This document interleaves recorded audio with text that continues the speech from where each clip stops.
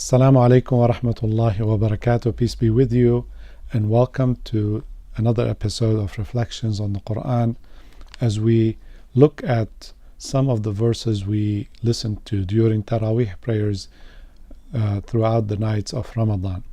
On this 25th night of the month of Ramadan, we read several surahs, and Surah Al-Shura, Surah Al-Zukhruf, Surah Al-Dukhan, and so on. I want to take the first few verses of Surah Al-Dukhan to talk about this beautiful, important surah.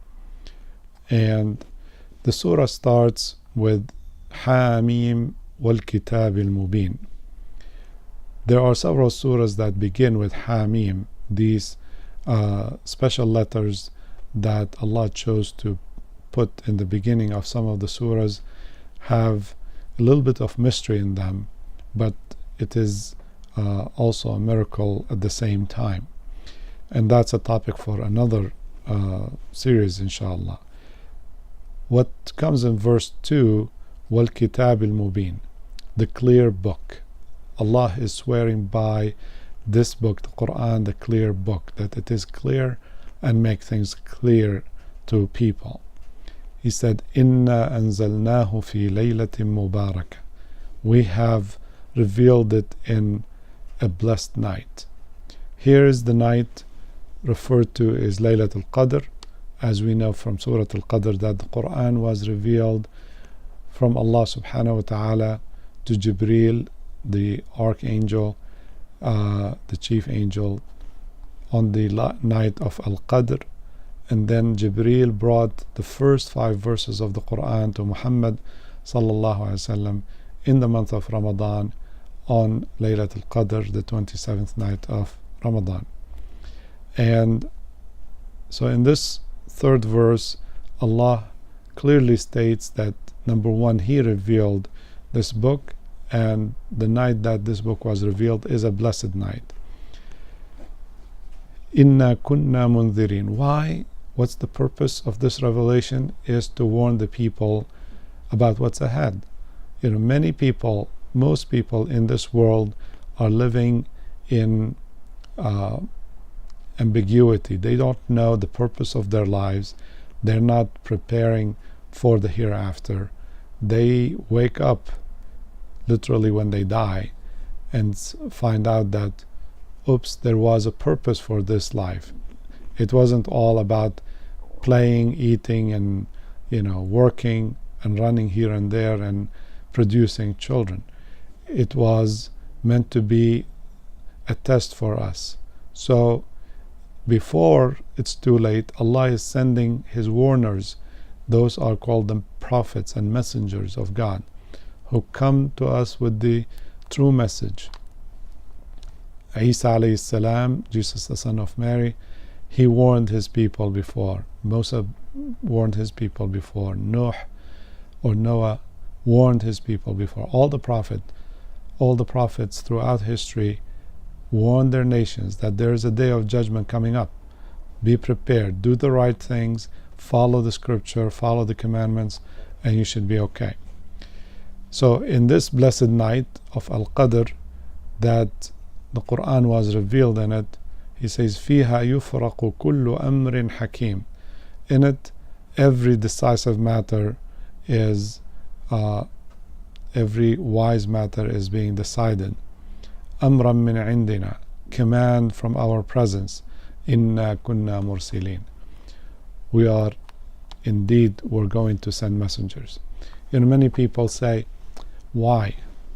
Because Allah subhanahu wa ta'ala was not going to leave us alone without telling us why He created us. You can't expect from a human or a corporation who makes a gadget or a device that they will not give you with it a manual, so to explain what's the purpose, a description of what to use it for, how to use it, how to care for it. And similarly, Allah, even though He created us and gave us the brains and the senses to figure our way around, but He also sent revelations, scripture detailing for us the purpose of our being here. how did we get here, and where are we going? What's the purpose of our lives? So that is what is important to remember, that Allah was not going to leave us alone, but was going to send messengers after messengers to guide humanity to the right path.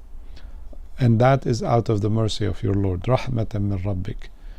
A merciful Lord, a merciful Creator would do that. If God did not care about us, He would have left us alone to figure it out on our own. And most of us will be lost. And then we would complain on the Day of Judgment. That wasn't fair. We didn't know. Nobody told us. You didn't send us any messages. You didn't communicate with us. How do you expect us to find out the truth? Well, Allah throughout history, since the first man, Adam, who was the first prophet and messenger, who warned his children, all the way to Muhammad, we had warners, we had messengers who came to tell us what we should do and we should avoid. This is because of the mercy of your Lord. إنه هو السميع العليم رب السماوات والأرض وما بينهما إن كنتم موقنين. He is the Lord of the heavens and the earth and everything in between, if you are really certain. That is, He addresses here the believers, that you should have that certainty that your Lord was not going to abandon you. لا إله إلا هو يحيي ويميت ربكم ورب آبائكم الأولين. He is God, there is no God but He. He brings to life and causes death. He is your Lord and the Lord of your forefathers, those who were gone long ago. So in these first few ayat, in these 8 verses of the Quran from Surah Ad-Dukhan, we see that the message is clearly defined. Who is the source of the message? How it was sent down? What is the purpose of it? All of that is laid out. So we have no excuse on the Day of Judgment to say, I didn't know. It's not fair. Why you judge me for something I wasn't aware of? But if we read the scripture, we find even in the books before us, in the Torah of Moses and the Gospel of Isa, Jesus the son of Mary, that they all came and warned their people about this. And that's why Allah brings the example of Musa and Fir'aun, how Allah sent Musa to Fir'aun to warn him, and yet he wouldn't believe. He wouldn't reform his life and change his ways until it was too late, until he drowned with his army. So we have to be ready, we have to be prepared, because again, at the end, in the hereafter, there are 2 outcomes. There's no third to them. First is people going to heaven, those who have done good deeds, as He said in verse 51, إِنَّ الْمُتَّقِينَ فِي مَقَامٍ أَمِينٍ فِي جَنَّاتٍ وَعُيُونٍ. Those who have been reverent and careful, they will be in a safe position in the gardens, and under them there are rivers and springs. يَلْبَسُونَ مِن سُنْدُسٍ وَإِسْتَبْرَقٍ مُتَقَابِلِينَ. They will be dressed in silk, and they will be reunited with their spouses. Anything they wish, they will get in that. They will not taste death again.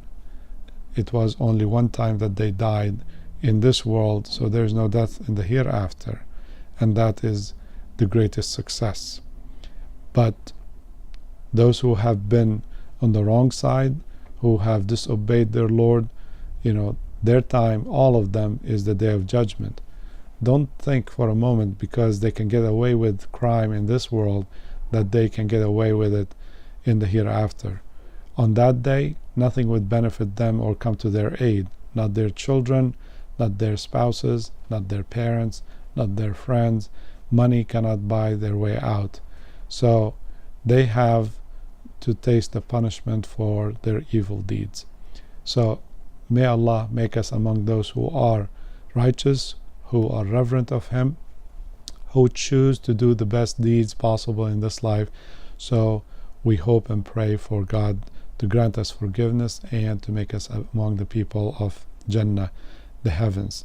So with that, I leave you tonight on this 25th as we are approaching the end of Ramadan. Assalamu alaikum wa rahmatullah. Peace be with you.